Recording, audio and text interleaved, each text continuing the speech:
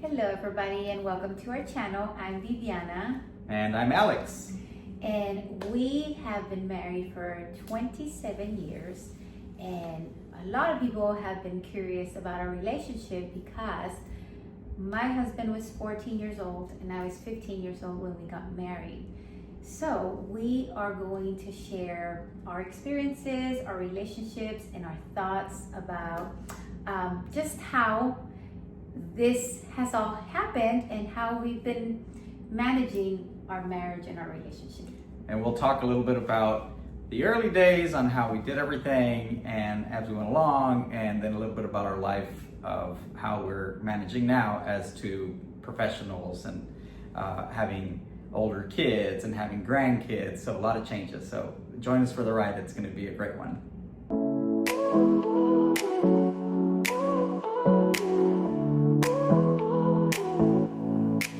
Your eyes, a galaxy of stars. Capture me, hold me in your arms. Your smile, a ray of sunshine bright, makes my world feel warm and right. You're my everything, my guiding light. You fill my days and make my nights. I'm lost in you, my love so true. Forever yours, me and you.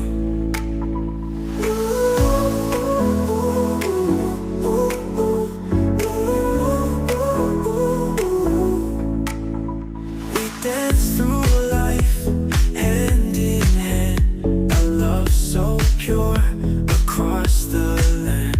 With every beat, my heart does sleep. You're all I need, you're all I keep. You're my everything, my guiding light. You fill my days and make my nights. Hello everybody, welcome back to our podcast. Today our topic is going to be about marriage, since on our previous videos that we shared, some of you asked, how has our marriage been successful after, well, almost in a few months, it'll be 29 years, getting married as a 14 and a 15-year-old. How has that worked out? People are just like blown away. I mean, some of the comments are, I could never imagine either myself or my kids getting married at that age. And how is this even possible? We can't imagine our kids getting married at that age, I right? mean, when they got Or to any. that age, we were like, oh my God, they could never do this. What were we thinking? What were we thinking? Yes. So I think that's why we thought that, it would be a good idea to bring that up and kind of just share some of our personal ways of just what we've been doing, which honestly, if there isn't something in particular, and that is what we've learned, that from what we see in marriages, right? There isn't something specific to make a perfect marriage, because there isn't such a thing. I think it's all about like adapting and patience, right? Adapting to each other with what your new likes are going to be, and then being patient and just being supportive, right? When I say that, it's like sometimes I get on this, I want to eat Hawaiian Bros for dinner every night, and eventually I'm going to get over it. But in the meantime, you kind of, all right, well, I guess we're having that for dinner, and then we kind of lean into it a little bit until, we kind of get over that hump. And that's just a really oversimplification about what we're talking about here. But just being patient, letting your partner go through that phase of their life, and then supporting them if that's going to be something new that you're going to hold on to, or if it's just going to be something that it's going to be a phase we're going to get over it, and then we'll move on to the next thing that we're looking at, right? Right. And I think that process has been repeated through our relationship over and over and over again, right? Viviana likes dancing. We go out a whole bunch. I tag along. I'm not a really good dancer, but Viviana likes to do that. So we do that. I like going to the movies a lot. So And I don't. Viviana doesn't like it. So she goes with me and takes naps while we're there, right? True. But if we go back, to a 14-year-old and a 15-year-old, right? And having to go through challenges, right? Mhm. Marriage challenges, all the way to now, and kind of what we've seen through Right. our relationship is that um, at the end of the day, we are going to go through marriage challenges Right. because that is life, regardless of where you're at in your marriage and the age. That's going to happen. For us, it was maturity first, right? Right. We were kids. So the little fights here and there. Yeah, I mean that's take for the audience, right? The audience, the 3 people that watch this. Um, think about it that way, right? Right now you have 14-year-olds, 12 to 14, 15-year-olds, whatever. And like the things that they come up with and the things that they think is okay and the things that they fight about or what they think is very important to them. Now imagine going through a relationship, an adult relationship with somebody where we each have our own thoughts, our own things that we're learning and stuff like that, and having to deal with it as a partner, right?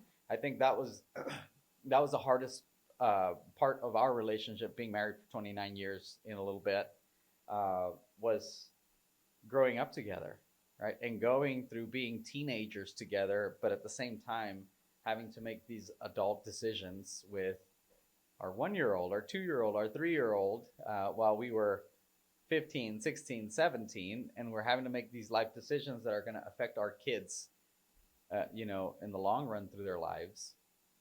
I think that was kind of the hardest part without us knowing it, right? So when we were kids going through these decisions, our thoughts were like, all right, the weekend's here. I have $100 from working with my dad.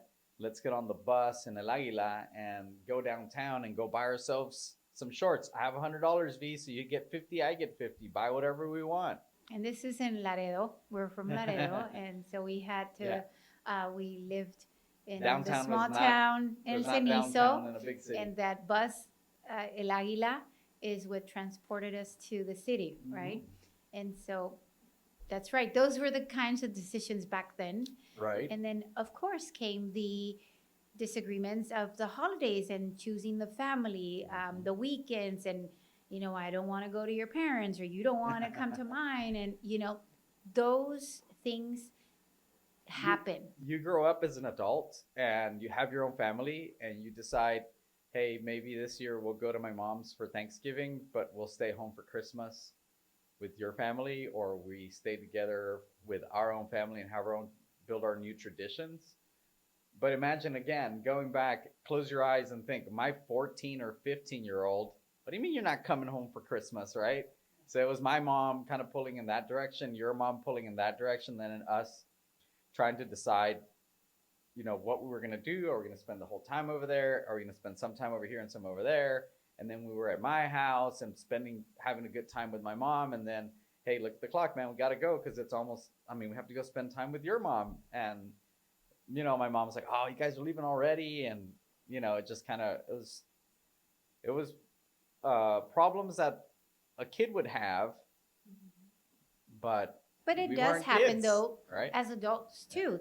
That happens now too with marriage, trying to figure out, holidays and things like that, right? Yeah. But I think that every time there was a time. Yeah, but imagine if your daughter at the age of 14, Cuata Alejandra, was telling you, Mom, I'm not going to spend Christmas with you.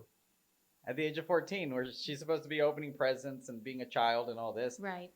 So imagine that, right? Right. So there was so many layers of issues that were going on at the same time that we were trying to decide, well, I want to spend time with Viviana and Vivianita, but I also want to spend time with her family, but I also want to spend time with my mom and my family. Right.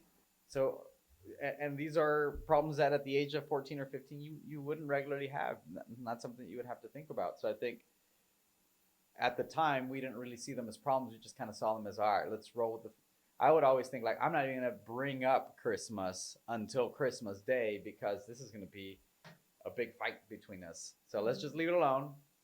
Christmas comes along and then we'll say, hey, we're going to go to my mom's. Right. No, we're going to go to my mom's. And we'll argue about it at the time. And I think that's one of the biggest things that we kind of work with our relationship, or my big philosophy is, don't worry about something until you actually have to worry about it, right?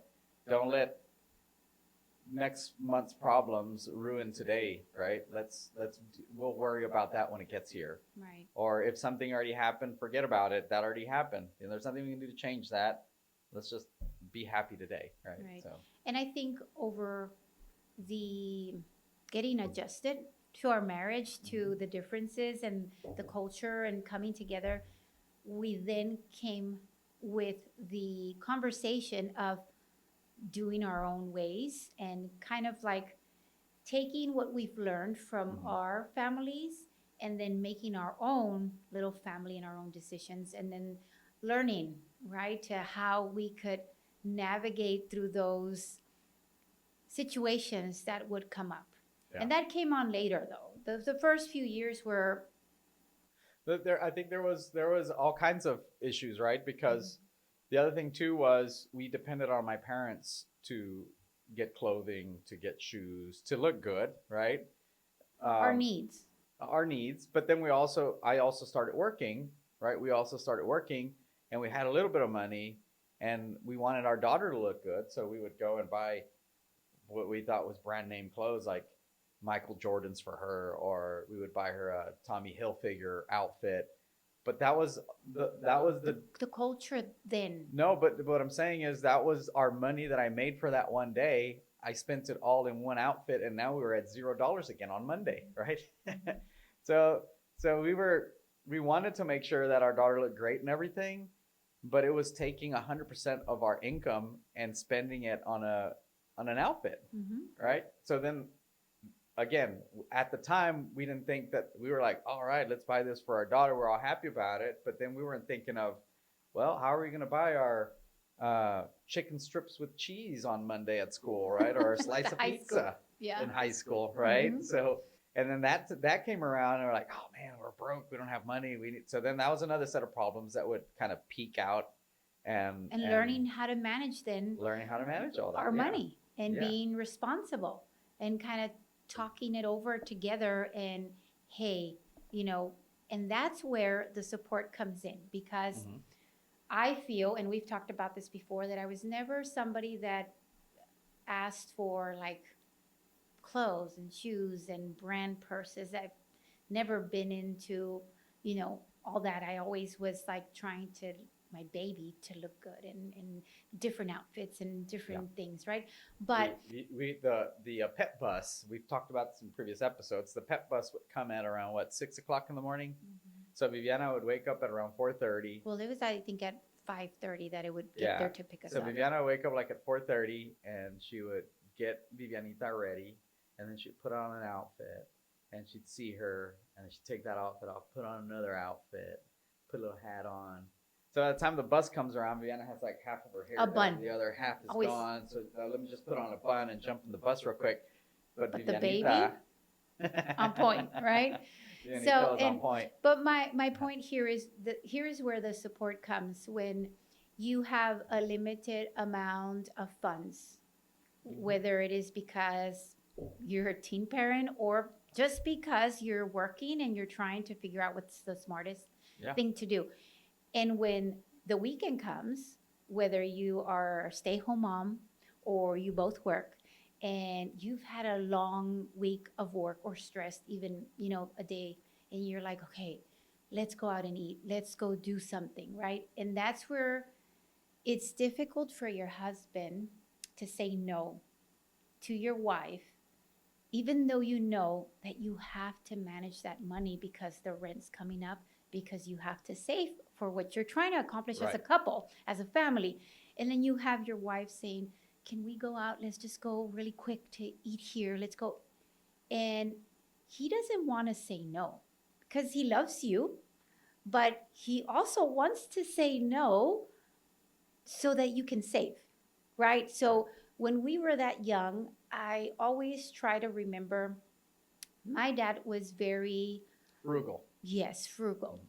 And one of the things that I learned from him was the saving part, right? The frugal. And that's The because security part. the security part. You never know what's going to happen. What if? And you have that backup, right? And that would come to mind. And my parents were supportive in that way, that they were trying for my marriage to be successful. So they would give me, kind of like tips on, hey, like don't ask for anything, which I never did even growing up with my parents. I never, was somebody that I want a Nintendo or I want these things. Mhm. I was never one of those kids. I think your dad also did something though, where there was a time to ask, right? Like Christmas time, get Make your your little little piece note. of paper, make your note, tell Santa what you want, and then you guys would get it, right? So Once a then- year, you knew that you could do that. So then I took that because, again, I was 15 years old, moving out Mhm. from my parents' house. And so I try to do the same with Alex, where I'm not going to tell him I want shoes. I'm not going to tell him I want to go out to eat, because I know that he's trying to save for this little house that we want to buy for us so we can move out of my mother-in-law, even though it was a little house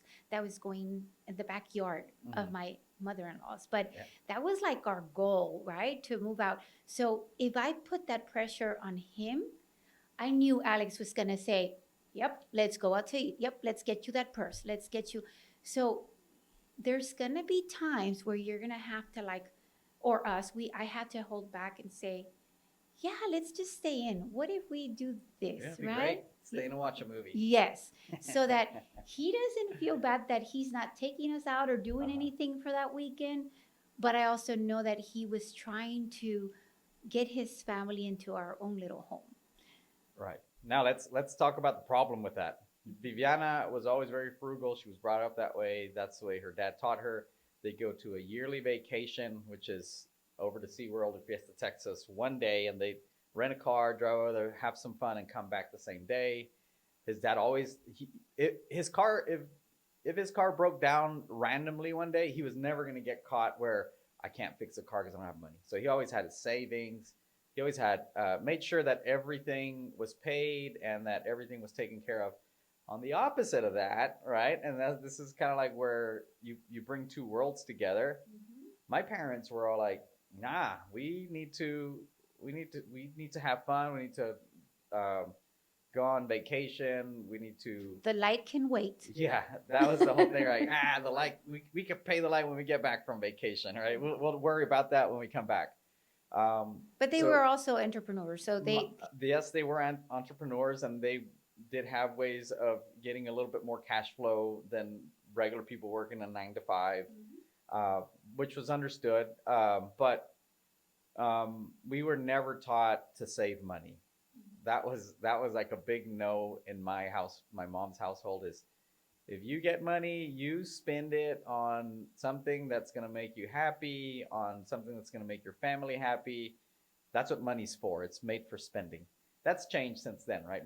My mom is a lot better at that now, but at the time when we were growing up, and it was because of the same thing, right? We both grew up with humble backgrounds, so there was this limited amount of cash, and there was a bunch of kids, right? So my parents would buy us Nintendos, they would buy us nice Christmas gifts, they would take us out on vacations and all that, and we did okay, right? But sometimes it was like we were from a big family, so sometimes it was like, oh, the car broke down. Oh, we need to go ask your aunt to see if they can help us out with this. And they would. There's always somebody available to help each other out, right? big family. Big family. And that's what they would always say, right? As long as one of us has money, we all have money. Don't worry about it. Right. On your side of the family, it was completely different, right? It was, you save your money, you have your little nest egg, you make sure that you plan for security. So I think that when the first couple of years, there was that like, oh, my family's better than yours. No, my family's better than yours. And then eventually we kind of came to an understanding in it. We took the best things that your family would do and the best things that my family would do, and we kind of integrated them. And I can't remember like we do the exact Both time, sides. but I remember the switch, the actual where, okay, we got to make this work. Yeah. And so all of our parents are going to have flaws. They did what they could with what they had at the time. I think at that point we had matured, and we were like 15 and a half or something. Whatever. But that's when we communicated and said, you know what, okay, this is what your parents taught you. This is what your mom taught you as far as being a good mom, making sure your kids are taken care of. And then this is your dad teaching you about uh, finance and how to do this and that. And the same for Alex. And then the culture of the family being very close to your family, something that was different also with me. And so we kind of, got what we felt Right. was good for our little family. I think And then at, we did our yeah. own thing. I think at first, the beginning of our relationship, it was proving to each other why our family was better than the other. Mhm. It's like, no, we're not gonna do that because that's dumb. Because this is the way my family does it. No, we're not gonna do that. And then at some point, we kind of our communication improved, and we started sitting down and not working as adversaries, but working as a team. Right. And we'd sit down and say, well, this is our problem right now. How do we fix it? Well, this is what my mom used to do. Well, this is what my dad used to do. Okay, well, do you think that would work if we were to do this together? And at first, I used to remember that every time I would make a decision on my own, Viviana would always say, see, I told you that wasn't going to work. So at first, it would be like frustrating that I would do something and it wouldn't work, and she would be like, I told you so. And then after a while, I was like, okay, stop telling me so, and let's make this decision together, so that if you say that this isn't going to be right, we're not going to do it. Or if I say this isn't going to be right, we're not going to do it. And then it's going to be the right decision for our family, right? Right. So at some point it clicked like that, and we started having these joint conversations. We'd make these decisions, and then it just started to flow a lot easier in our relationship, right? And I think also, again, we matured, Mm-hmm. right? We continue to go to school with support, obviously. And then we then started working. We saved enough money to move to our own little house. So that was a big deal, because Yeah. then it was us just making our own decisions. Because when you live with somebody else, everybody, has their own opinion, and you're under their roof. So it really matters, because Right. it's what they say goes. It's Kinda their like house now, rules. my daughter is 21 years old, but it's my house, so you're living in my house. You live by my rules, right? Right. Even if you're 21 years old, you're an adult. In our culture, wherever you same thing. live, if you're under your parents' roof, or the family, They it's have their to say so in rules, your relationship. no matter how old you are. So when we moved out and we were in our own little home, Uh-huh. we created. So let's talk about that, right? Because we moved out, and this is what moving out really is, right? So it was a summer vacation time. We were all going to go to California for the first time, which was going to be awesome, right? Who wouldn't want to go to California? And then my godfather, he had built a tiny home in his backyard, and it's like, hey, I'm looking to sell this tiny home. And I said, hey, well, I'll buy it from you. And my dad's like, well, how are you going to pay for it? It's like, well, instead of going on vacation with you guys, I'll give him the $500 that I was going to spend, and then I'll pay him $100 a month for the next 5 months until I can pay it off. So we did that, and my dad's brother, which is my godfather, he lives about 4 houses down the block from my dad's house. So then once we paid it off, we paid a guy to move the house from his yard into our yard. And it was a tiny home.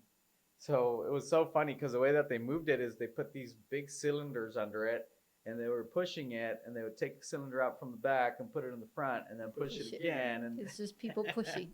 they pushed it all the way into my mom's yard. So that was our independence. We weren't living in the main house anymore, but we were gonna put a tiny home in the backyard of my mom. And now it's like, all right, now we can do whatever we want because we're independent. Yeah. But we're still in her property, right? Well, and then just to, let you know, because I know what does he work? Well, my father-in-law, till this day, he says he's retired, but really he's not. He a painter. paints homes. He paints houses, and that's what Alex would do until he was able to get hired in a real job. And then he started working at a gas station after school. I used to work with my dad in the summers, and the person that my dad worked for couldn't hire me because child labor laws, right? I was 14 years old. So I would go to work with my dad, and I would be his assistant, and he would pay me $100 a week. When I was 14 years old, I was like, man, that's a lot of money. This is awesome. And then after a while, when I grew up and found out how much people actually get paid, which wasn't that much, right? It's like $5 an hour. I felt like Napoleon Dynamite when he gets paid with all the coins. He's like, what? This is like $1 an hour. $100 for the whole week. But so that's what I used to do for a living. I worked as a painter in the summers, and then during school, I would work with my dad. I couldn't work on Saturday mornings because I had football. So I went to practice Monday through Friday, and then I would play football on Saturdays. And then on Sundays, I would go and help him out, whatever he needed help with. Right. And And it then depended on the sometimes I wouldn't season, work or because then he whatever. also did track. So he was trying to be Right. painter, work at the gas station, and be the dad. So when I turned 18, then that's when I got my first real job. I worked at this gas station called Uncle Sam's, and I would work the night shift. So I worked the night shift, go to school in the morning, and then I would work part-time. So I would work Saturdays and Sundays, the night shift, and then I would be off to go to school Monday through Friday. But yeah, that was another interesting time of our lives, right? So that was my first big job, because I was getting paid $6 an hour. And again, that was like as much as my dad would pay me for the whole week in just 2 days, which I thought was pretty cool. Yeah. And that, so we're jumping into our high school years. And, Yeah. you know, at that time, we were both athletes. I was a cheerleader, and he was in football and track. Mm-hmm. And then at 18, like he said, I'm a year older than Alex. So Right. he was a senior. When I graduated high school, right from graduation, I had already had a job offer at the school in our little city, because I would volunteer with cheer, and I was a cheer coach for that school. And so as soon as I graduated high school, they hired me. So at that time, Who hired you? Mr. Murillo, Mr. Moody was the the principal. principal. So then, And she got hired to coach and be a teacher aide at our old middle school, Salvador Garcia Middle School. right. So that was kind of like, oh, look at us. Yes, and it's a big deal. But yeah, so we had real jobs right at Mhm. 18 when we graduated high school. And like Alex mentioned, I love dancing. That was like my thing. I grew up learning dancing, being a dancer. That was like my focus and what I wanted to be. So at 18, right after I got my job, I also opened up my dance studio. So Alex was doing his thing. He was in high school, and then I was working as a teacher assistant, a cheer coach, and opening up my dance Right. studio at that My, time. my senior year of high school, I decided to no longer play sports and become an adult. Right, like my dad used to tell me all the time, stop playing around and get a real job. Right. So I stopped playing sports my senior year, and mostly because when I was in high school, I went into the magnet program, and I took this course to become a Cisco certified networking associates during high school. So by the time I would graduate high school, I'd have an associate's from college already, and my teacher said, "Hey, I think I can get you a job in networking now, and that way you'll have a job by the time you graduate." So I told her, "Let's do it," and she got me a job at Sprint. I went to go and apply at Sprint with Mr. Gil Lopez, and he was like, "Oh, this is so impressive. We'll see if we can get you into the networking team back there. But in the meantime, if we can't, we'll put you in a different position where you'll be working out of my office, and you'll activate phones and stuff. So it's still dealing with computers. So that would be pretty cool." So I was like, "All right, I'll do that." And then I started working for Sprint, and then quickly realized that in sales was where all the money was. And then I kind of went in the wrong direction and away from computers at A that different point. direction. In a different direction, but it was the right direction, I guess. But I worked for Sprint my senior year in high school, and then when I graduated, we opened our store, our cell phone store. So then that's when we started having money to save Started and making to real start money, having like yeah. our new goal, which was Pretty cool. moving out of the backyard. Yeah. And let's First see thing if we we can did, get actually, when you started working with your job, we moved out of the backyard and we took our tiny home and we put it in we bought a lot in our neighboring little city in Rio Bravo, and we put our tiny home in there and made it a little bit bigger. Remember? We added a bathroom. We added a We had a little full kitchen. bathroom and a closet and everything. We were killing it. And then my parents ended up buying a house down the road from us, but they got an opportunity to buy a bigger house, and then they sold us the big house. Remember? Mhm. So then at that point, I was working at Sprint. You were working with your dance studio. You had your job, and we bought the big house. Right. It just, yeah, we thought that was the pinnacle. We were done. We Didn't know where life was going to take us. We thought yeah, that was it. We were done. Yeah. And so that's where like the teen happened. Yeah. All these things were happening, trying to go through high school, getting on a pep bus, which is the teen moms riding the bus, the parents, to drop them off at the daycare, working, doing extracurricular activities. And then, of course, I was homebound to do when I had Vivianita. Mhm. So all of this was happening during our teen years. Right. And I think that the reason why it worked out, it was because we decided to make the change in communication with each other. Yeah. Like we had goals that we decided to follow through, and we knew that to get there, we were going to need to be a team.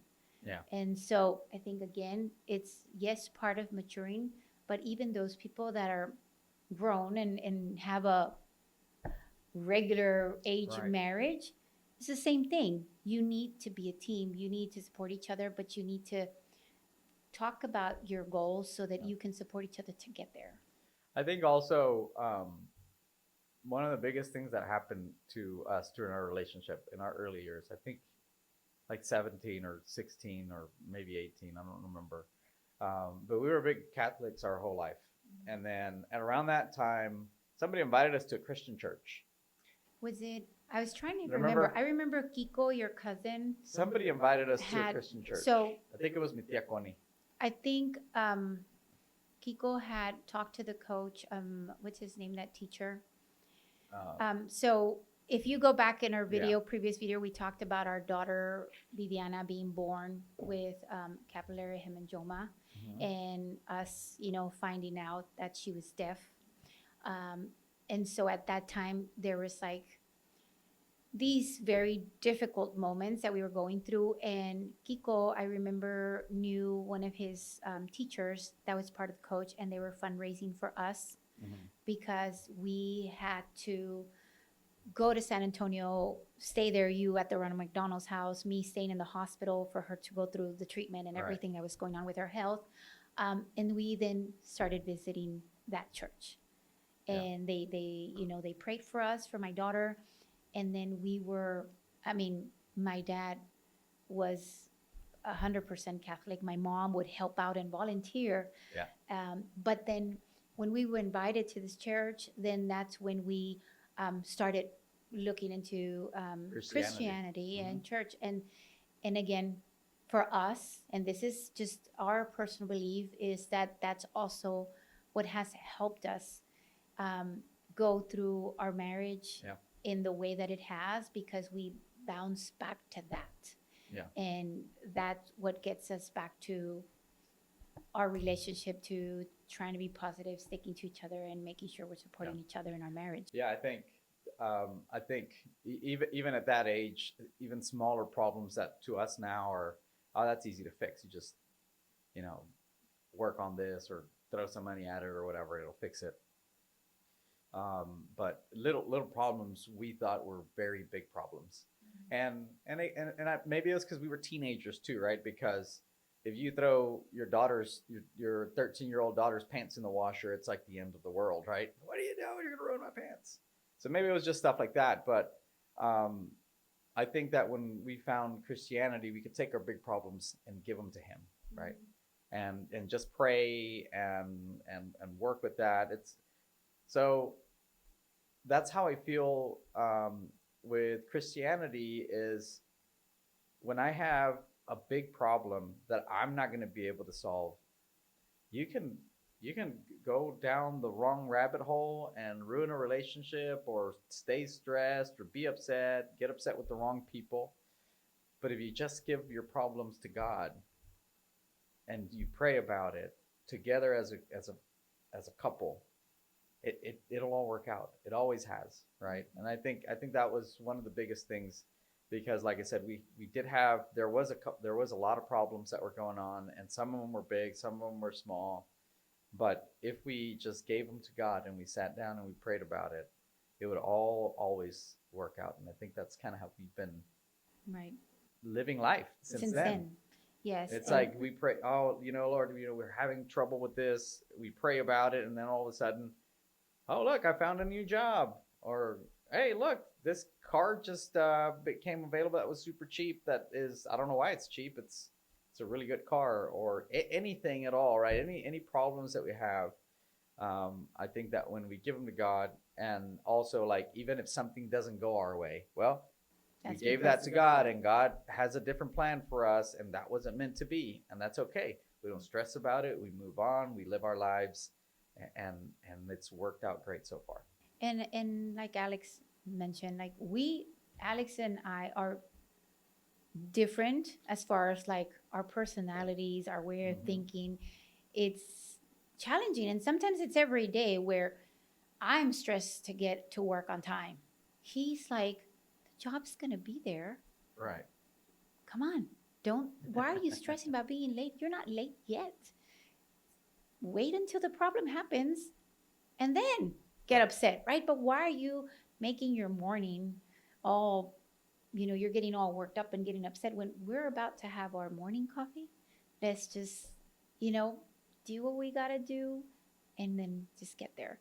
And so it's that balance, right? But we are always making sure that our religion is important to us.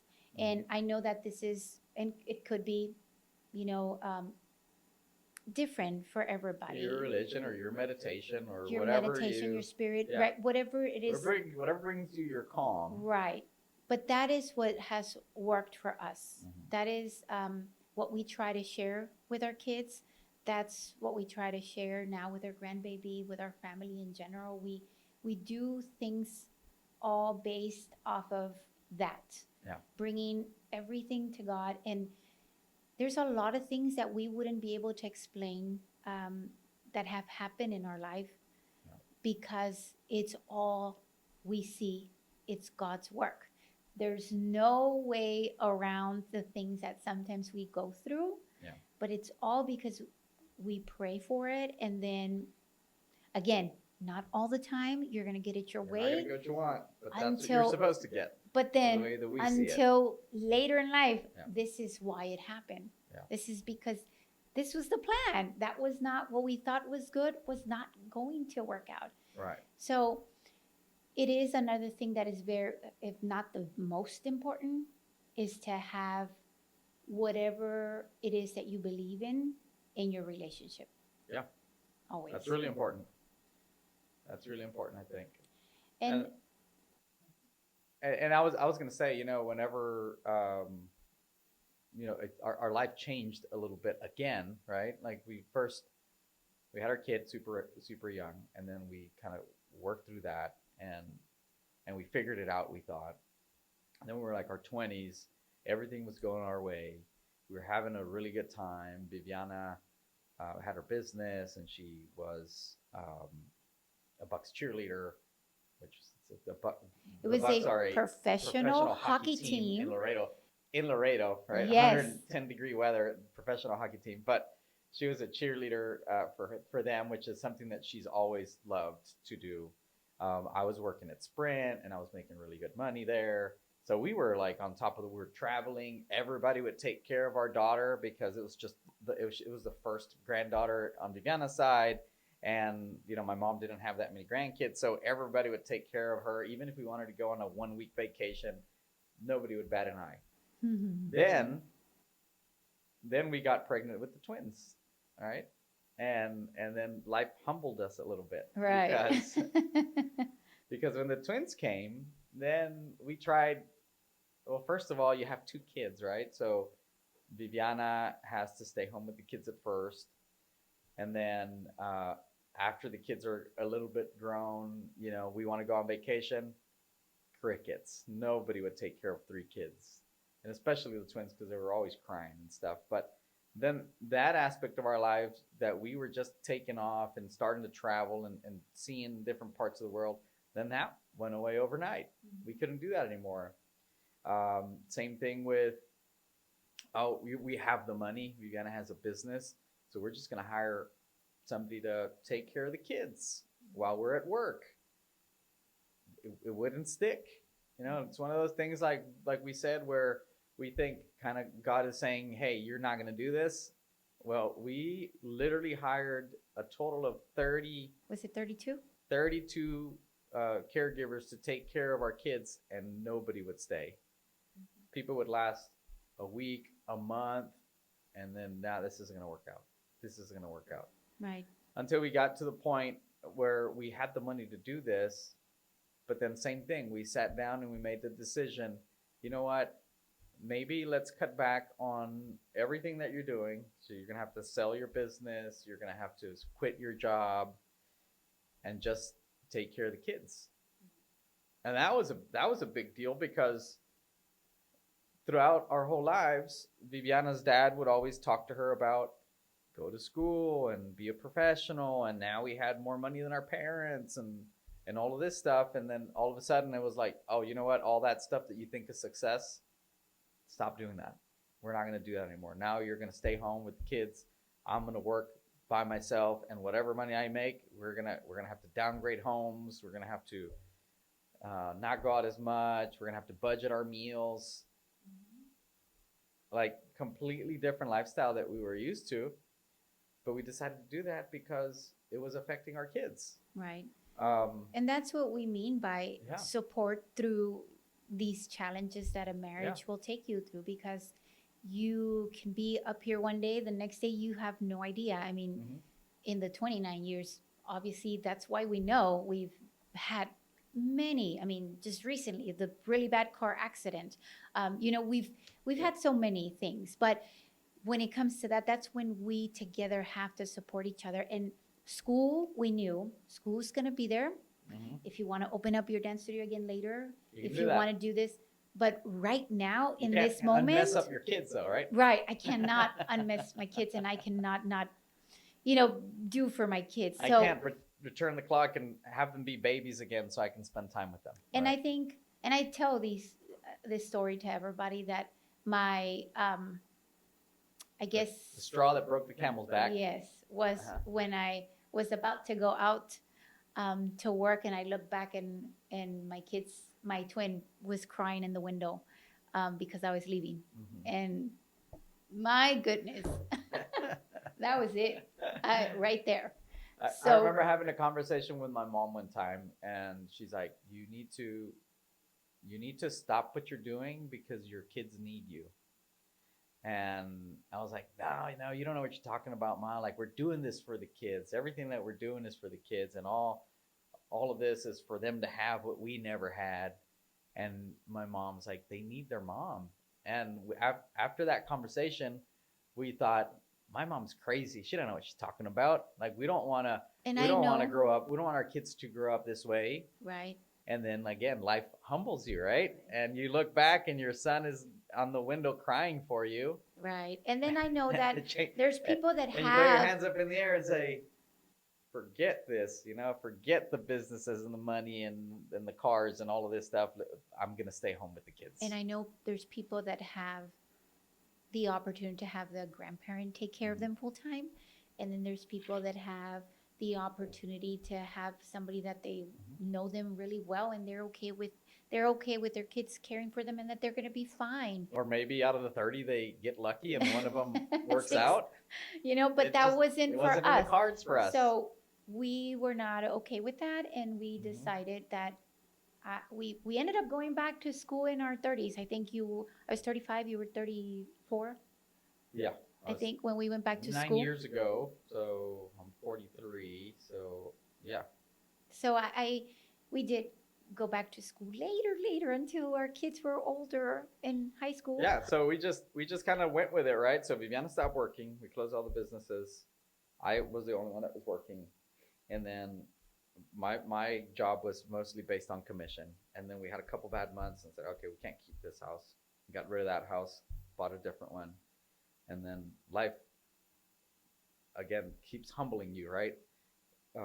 Vivianita was going through some things at school, right? So we thought, hey, you know what? Texas School for the Deaf was always in the back of our minds. Well, they always presented that school Right. when That's the when solution to Vivianita, all the our problems. oldest, Mhm. now, she's 28, and She was in middle school. yes, and that's when another thing came up in our life, which was Yeah. Texas School for the Deaf in Austin, Texas, the best school. And here are your options where your daughter can go on a bus every weekend, and they'll come drop her off. They stay in the dorms, bring her back, but she's gonna have a great education. Everybody there is deaf, including the staff, the faculty, everybody. And so this is the best a parent could do for their deaf daughter, is what was presented, right? Mhm. At this time, we were like, no, if Vivianita in that school is They better wanted for us to her. bus her to Austin while we lived in Laredo, and she would stay in Austin Monday through Friday, and then come back home on the weekends. But she would live in Austin, away from us, and we didn't think that was a good idea. I mean, just with our background and stuff, definitely not, right? That wasn't going to happen. So that's when, again, we decided to do another move. Well, big thing with that was the school was great, and we've known about it the whole time, because if you have a deaf kid, they start talking to you about Texas School for the Deaf from day one. They can live there when they're 1 or 2 years old, and all, so it's always on your mind, right, as the best option for your kids. Our daughter went to a middle school in Laredo, and it was one classroom per county. So all the kids would get bused to that one classroom. And the way that works is that they try to mainstream your child into to assimilate into regular classes. So they spend most of the day in their deaf class, and then they each kind of break out and go to their different classes, and they try to do with with an translators or interpreters. They try to do math and everything else. The problem with that is that when you're in elementary school, that works, so you have an adult with you at all times, which is awesome. But when you get to middle school, you're not the cool kid if you always have an adult with you, and kids in middle school are trying to do middle school, things that kids do. So she kind of, it was a big issue with her lifestyle at the time, and it was kind of depressing for her. So then at that point, the reason why we decided to move over here, one day Vivianita comes home and she tells my wife, hey Mom, guess what? I met a boy that wants to be my boyfriend, and his name is Snoopy. Oh no. And we said, you know what? We're moving to Austin. So we got rid of our house. We went to go live with my mom for about a month or two, something like that. While we were trying to figure out the housing situation and all that over here. And then we came over here to Austin. We rented an apartment, and we moved over here. We didn't have a job. All we had was our savings. We had enough money to kind of hold us up for about 3 months of rent, and came over here. We just took the plunge. My dad came over here, and he's like, I don't know what these kids are gonna do, because how old were we at the time already? I can't remember. We were like 24 years old, maybe. I think. But he was like, I don't know what they're gonna do.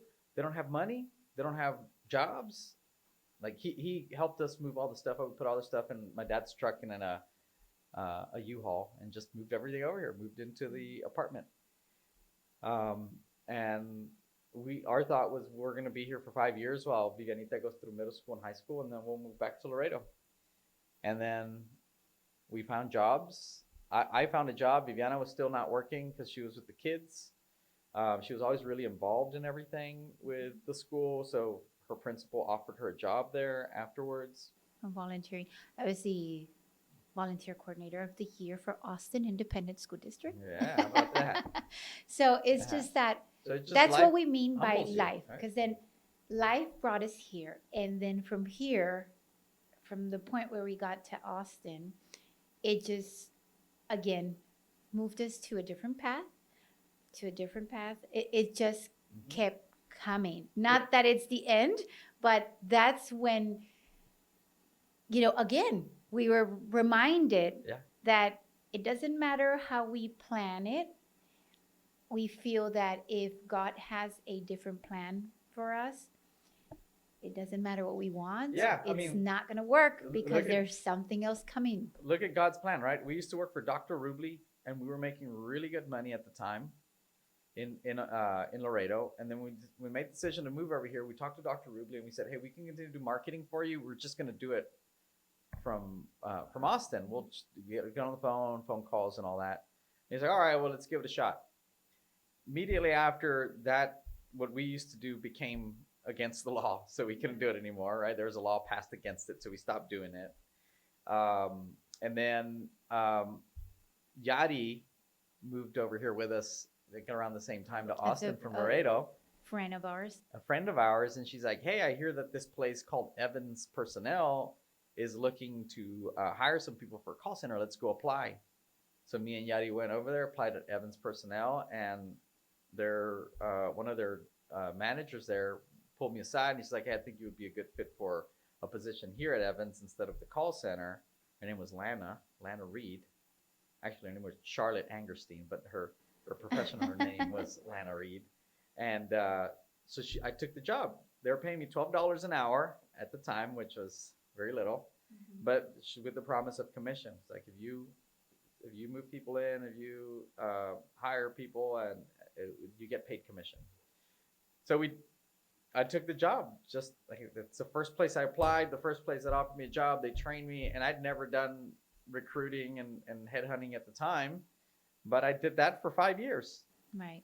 And then a friend of mine that used to work there with me, he's like, hey, you're a really good salesperson. I think I can get you a job over here where I work at Everest. You would do great here. And the pay is $22 an hour. So it's $10 an hour more than what I was getting paid. So I was like, all right, that sounds really good. So I went and I worked for him. Benji Jones, shout out to Benji.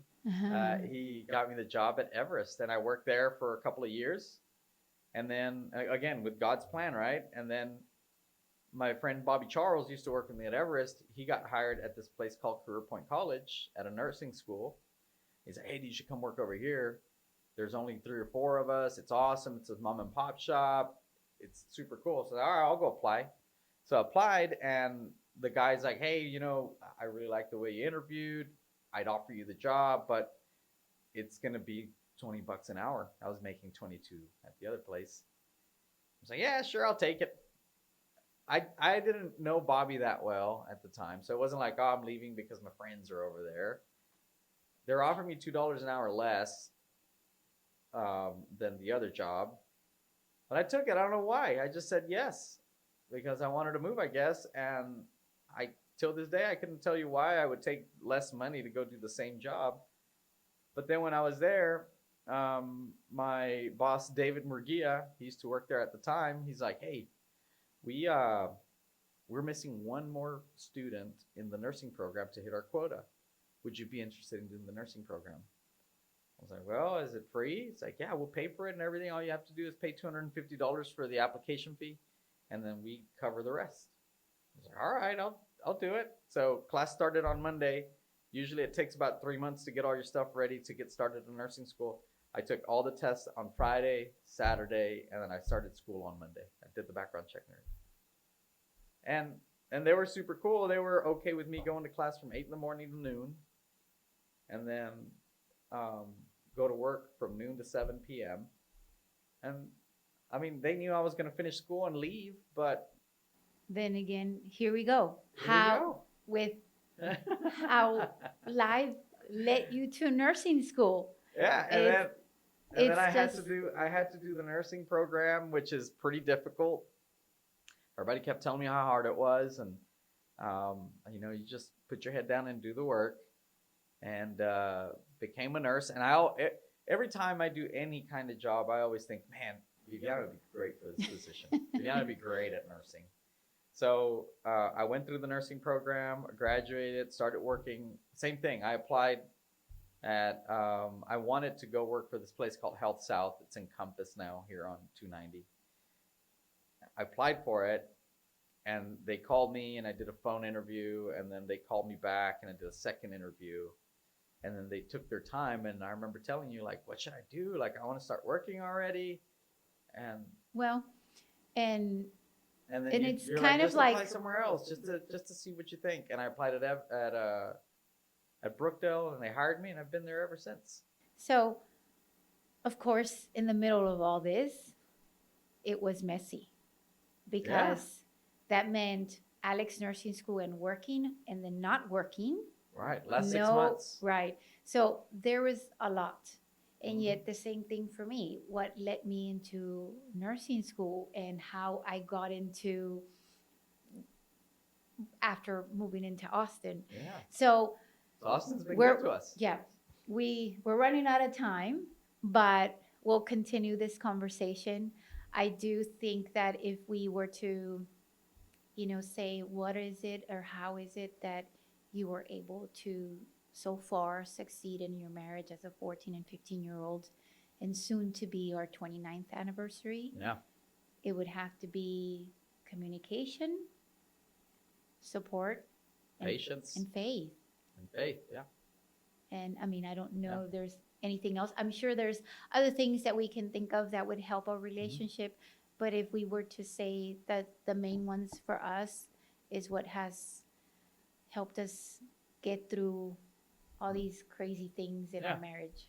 and I'll close with this. I heard a podcast once with Michelle Obama, and she was talking about that.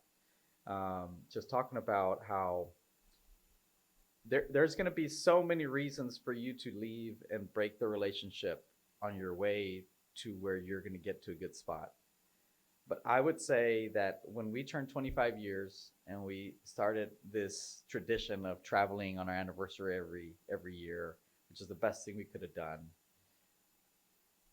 For all the young couples out there getting married, even if you're getting married at the age of 14 and 15, if you got married when you're 21 or 25 or whatever, just be patient. Be patient, hold on, be supportive, listen to what your wife has to say, and sometimes just be a good listener. When you get to the finish line, which is later in your life, when your kids are grown and your kids are now off to school and off to college, and you get to rekindle your relationship with your wife at that later age, it's going to be so worth it. It's very worth it. We have a lot of fun. It is. Yeah. It is now that, I mean, like I said, it's very difficult. But now that our kids are grown, I'm not going to say that I didn't love them as much as I did, but we get to share that more because it's us. Yeah. There's no running around for sports and practices and worrying about the bills and things because we're older now. And so it's a lot. It's a lot. And like I say, we're running out of time. But be patient with each other. And when things get hard, talk about it. Yes. There is probably 99.9% of the things that are going wrong that you can talk about and fix. Yes. Fix it. Fix it. Talk Fix about it. Talk about it so that your marriage can be successful. Thank you all so much for listening and watching us. We'll continue this conversation. But again, this is us sharing our relationship. Every relationship is different. So thank you again for watching.